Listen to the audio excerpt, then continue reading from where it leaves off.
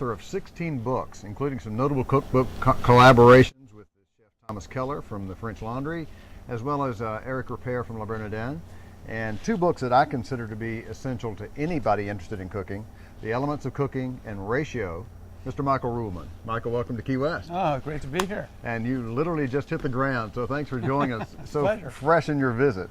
Good to get out of Cleveland. Yeah, well, that's true. It's always good to get to Key West when you're in a snowstorm in Cleveland. But Michael, I wanted to talk to you about how you started writing about food. I think that you said that your first real serious food writing was part of your research for what became your book, The Making of a Chef, in which you convinced the Culinary Institute of America to allow you to observe their program. How did that work? Were you an observer, or did you actually just go through the program? I went through much of the program. I talked my way in there. They didn't want to let me in. They thought I was trying to scam a free education, which, as it turned out, it's a pretty good idea. I did, in fact. But I went in there as a journalist. I just wanted to be a writer. I thought I'd go in there, get material for a story, write a book, and move on to the next subjects. And I did. But what I didn't realize that when you learn how to cook professionally, you have to change who you are. It changes who you are on the inside. And so in order for me to write a good book about what it means to be a cook, I had to become a cook. I had to change. Mm-hmm. And that's how that happened. And once I changed who I was, once I had a base of knowledge in a field that was of increasing interest to people, I had to keep writing about it. But at that point, you really didn't know food was going to play the role that it ended up playing in your writing. No, this was a big accident. Oh, this is a big accident. It's a happy accident.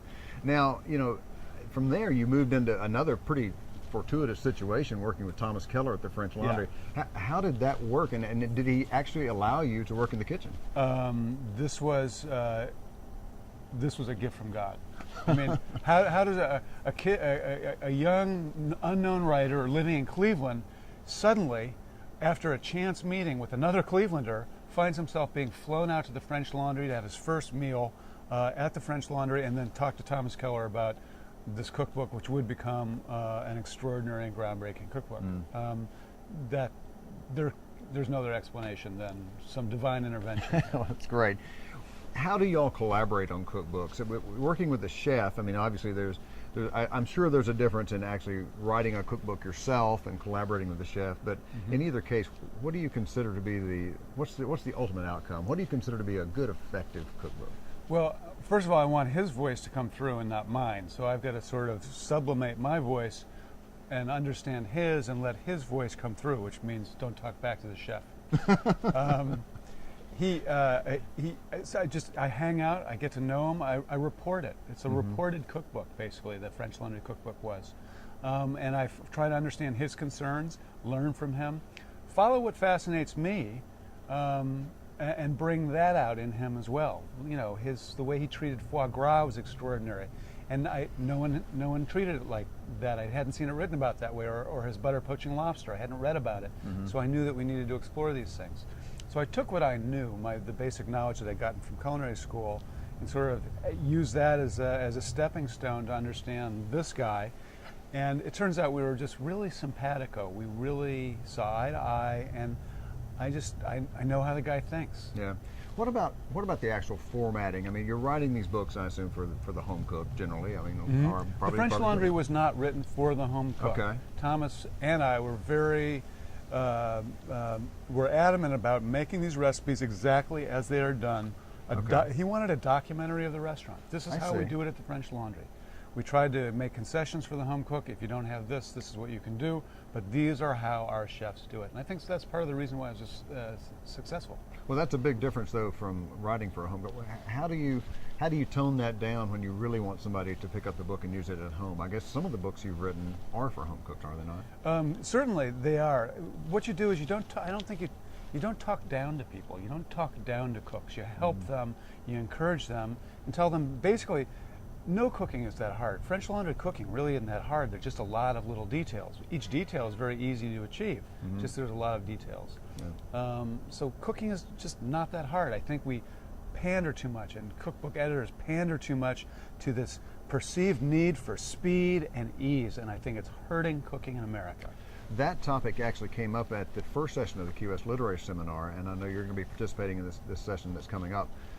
But there was a very adamant discussion with Ruth Reichel leading the way, saying, exactly what you just said, that there is some sort of sense that it has to be hard.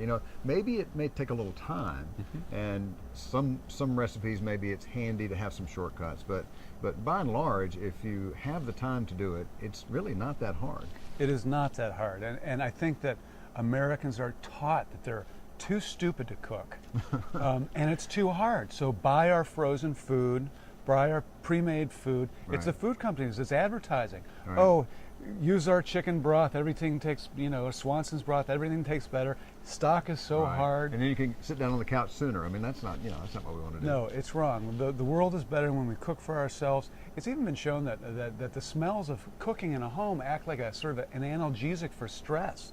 Right. It relaxes Wow. you. Wow. It changes the tone of the household. I know for a fact that bills are easier to pay when short ribs are braising in the oven. I know that. That's a great statement. And I think somewhere along the way, and I've forgotten if it was MFK Fisher or someone, but someone said when you take the process out of preparing food, you really lose the whole essence of the food. I mean, if you're just eating to survive, I mean, I think you're right. It takes some of the ancillary benefits away. Absolutely. Part of the meal is preparing it, sharing in the work of it.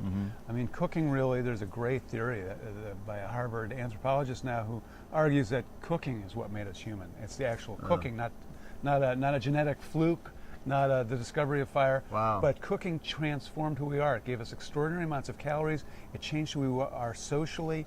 It calmed us. We had to behave. We had to work together. Wow. It changed We had to everything. behave. That's great. Yeah. And if we stop cooking, we're going to lose a fundamental part of our humanity. Right.